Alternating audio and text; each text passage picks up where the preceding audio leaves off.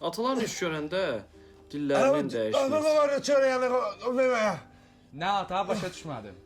Yaşaldı əzizim. Abi gözüne akı ver bana. Ne yaparım? Ne götürüm verim sana? Ben tutamı doğru bana.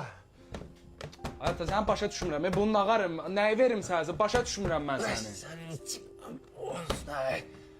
Arasında gör nə deyir mən başa düşmürəm. Ne var ihtiyar? Vay Rasim, ben tutamı bana. Zalım kömək istəyir də. Ya kömək eləyir ona. Oyda. Gözümü pamukı ver bana.